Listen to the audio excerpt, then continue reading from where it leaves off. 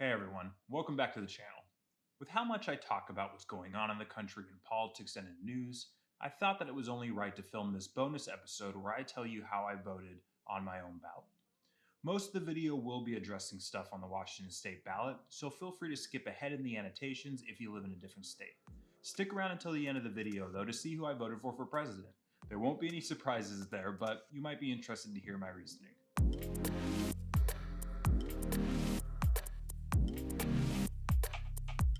As a disclaimer, these are only my reasons for my own votes. If they help inform your own votes, then great, but I'm certainly not aiming to tell you how to vote. My only hope is that by being transparent around my own votes, I might make the ballot a little less intimidating for others. It is my personal opinion that we have been served poorly by the no politics at the dinner table attitude that many of us were born into.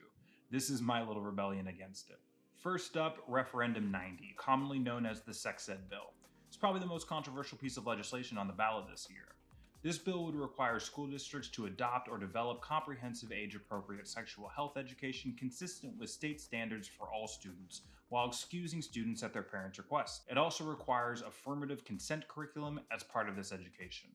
To dispel two misconceptions that I see commonly cited by opponents of this bill, first, there is not a specific curriculum being dictated to schools in this bill.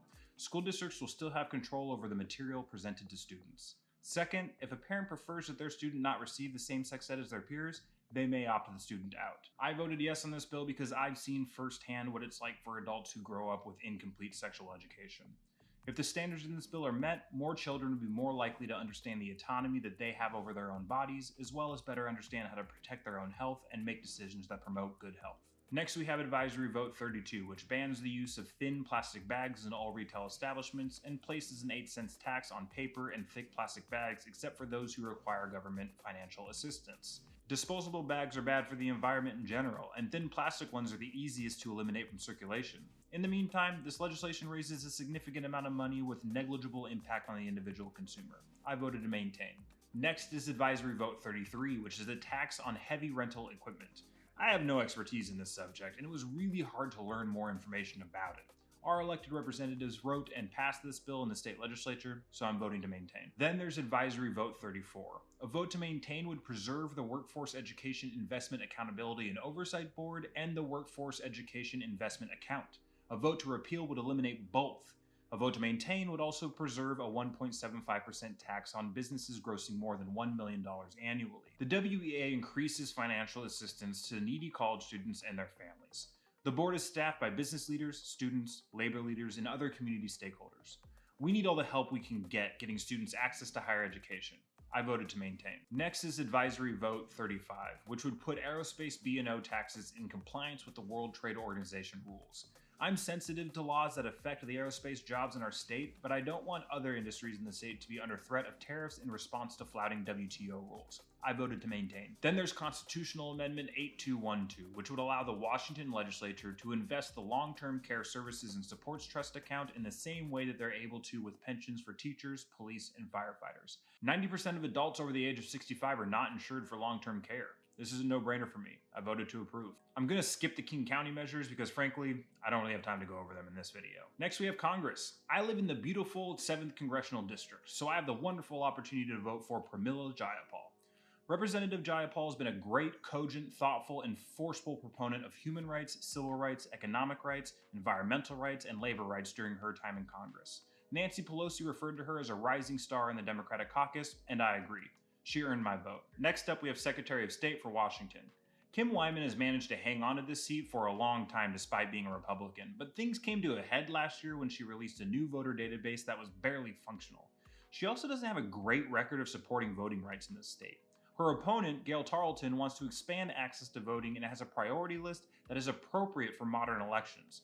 We're past due for a change here. I'm voting for Gail. Now, Lieutenant Governor. We have two perfectly acceptable options here in Marco Lias and Denny Heck. Heck was retiring from Congress, and Lias has been in the state Senate since 2014. I can't fault anyone for choosing either candidate here, but I'm going with Lias. Lias has been closer to home the last few years, and he has the endorsement of outgoing Lieutenant Governor Cyrus Habib, who I'm a big fan of. I've got nothing but love for Denny, though. I actually used to serve him drinks back in the day. He's always been a good dude. Before we get to the governor, I need to give a special shout out to the Attorney General race. Bob Ferguson, who I voted for, has been absolutely awesome. Seriously, I love this guy. He has repeatedly beaten back perpetual nuisance Tim Eyman. He has won millions of dollars for consumers who were victims of corporate fraud. He has successfully fought against discrimination. He led the fight against Trump's Muslim ban, and he has been a constant check against his unlawful behavior. He even recently won a case against Twitter for violating campaign finance laws in our state.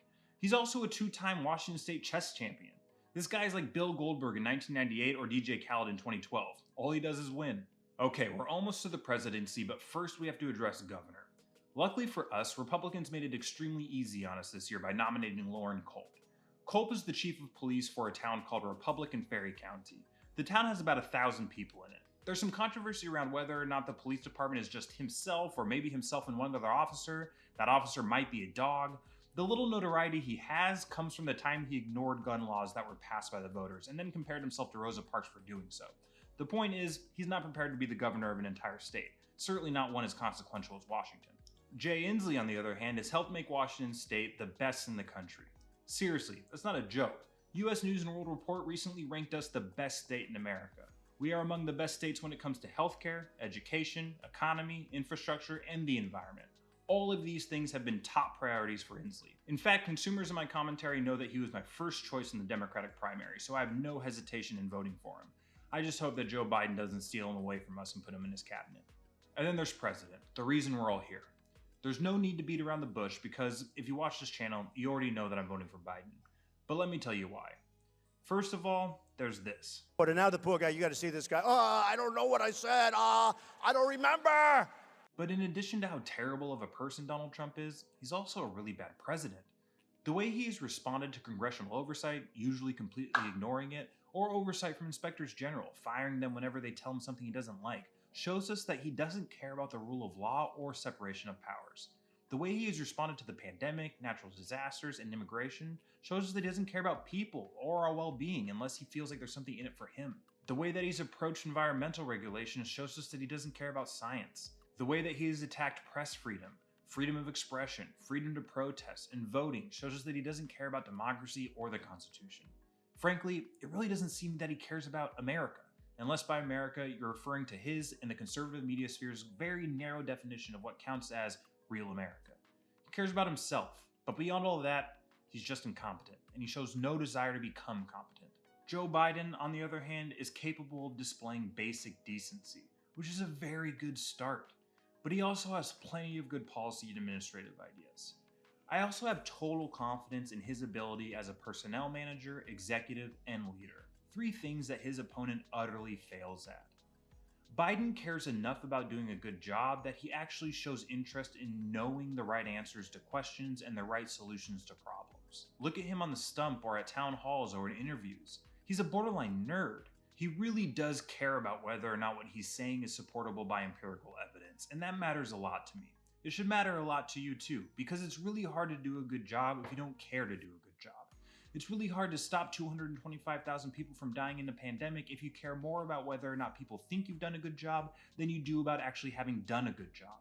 I just don't see a scenario where Biden is confronted about the death of hundreds of thousands of Americans and his response is, it is what it is. The other good thing about caring about whether or not your answers are supportable by empirical evidence is that it becomes all that much more important to tell the truth.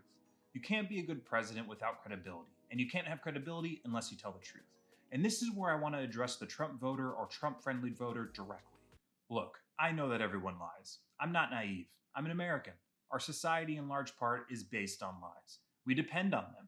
We lie in our commercials, we lie about our history, we lie about who delivers presents on Christmas. And of course, our politicians have a tendency to stretch the truth too, Joe Biden included. However, we need to be honest with ourselves about the categorical difference between that and what Donald Trump does. I know you're tired of hearing the media talk about Trump lies, but I'm not the media. Hear me out. The frequency with which Trump lies is one thing. We've really never seen it before, and it has been extremely effective at reducing the impact that any individual lie has. However, what really concerns me is the absurdity of his lies. I think you can level with me that some of them have been pretty absurd. Whether it was when he lied about the weather at his inauguration, or how many people showed up, or when he lied about winning the popular vote, or when he lies about whether or not a hurricane was projected to hit Alabama, or when he lies about his father being born in Germany over and over again. I can go on, and I think you know that I can. Sure, plenty of his lies can be tweaked or massaged in some way to make it seem like less of a lie, but you know just as well as I do that plenty of them are just flat out absurd. It's popular among his supporters to say that he does this to troll the media or to troll liberals. Maybe that's what you believe too. But allow me to offer a different explanation, or at least let me tell you why his lies make me nervous. Voltaire, the French philosopher, wrote in Questions on Miracles, "Once your faith, sir, persuades you to believe what your intelligence declares to be absurd, beware, lest you sacrifice your reason in the conduct of your life. In days gone by, there were people who said to us, 'You believe in incomprehensible, contradictory, and impossible things because we have commanded you to. Now then, commit unjust acts because we likewise order you to do so.' Nothing could be more convincing. Certainly, anyone who has the power to make you believe absurdities has the power to make you commit injustices." I think, in large part, Donald Trump's lying is an act of dominance. He's constantly pushing to see how absurd of a lie his supporters will defend, to what extent he can get them to submit. Because if they defend absurd lies, they'll defend anything. Donald Trump told us the absurd lie that he actually won the popular vote if you take away the voter fraud that he was never able to produce any evidence of, and his supporters defended it. Then, when he used the lie of voter fraud to make it harder to vote during this pandemic, which is an injustice, his supporters defended it. He told us the absurd lie that Mexico was sending rapists across the border, and his supporters defended it. Then, when he started orphaning children at the border, some of whom died, hundreds of whom still can't find their parents, the grossest of injustices, his supporters defended it. When he told us the absurd lie that COVID-19 would disappear like a miracle, or when he tells us the absurd lie that if we tested less, we would have fewer cases, his supporters defend it. Then, when 225,000 Americans die and millions of Americans lose their jobs due in part because of the federal government's inactions, his supporters defend it. So I ask you this question. We know that the absurd lies will continue. As they do, what are the next injustices that you'll be asked to defend? Will it be our health insurance? Our ability to get sick without going bankrupt? Will it be access to health insurance for those with pre-existing condition? Will it be the ability for women to make reasonable healthcare and pregnancy decisions for themselves? Will it be the right for our children and their children to live in a hospitable climate in the future? Will it be our access to voting? Which injustices are we not even thinking about right now? And are you entirely confident that you won't be on the bad end of any of them? This isn't a choice between the lesser of two evils. It's the choice between genuine earnestness, compassion, and curiosity in Joe Biden, and corruption, gluttony, and narcissism in Donald Trump. Anyone who has the power to make you believe absurdities has the power to make you commit injustices. Take that power away from Donald Trump. And that's how I voted. Before we go, though, I just want to say that I hope you vote. Even if you vote opposite of me down the entire ballot, even if you vote for Donald Trump, I really hope that you vote. It's that important. Scott Galloway, professor of marketing at NYU and a public thinker that I enjoy, recently made a point that really resonated with me. I'd like to borrow it and share it with you here. On the morning of September 11th, United Airlines Flight 93 was hijacked and heading towards Washington, D.C. with the intent to commit an act of terror. Vice President Dick Cheney authorized the plane to be shot down, but that authorization turned out to be unnecessary because the passengers of the plane took it upon themselves to force their way into the cockpit and confront the hijackers. The plane crashed in the struggle, killing everyone on board, which is an outcome that the passengers had to have known was highly likely when they decided to storm the cockpit. So how did they make such a terrifying, impossible decision? They voted on it. Thanks for watching.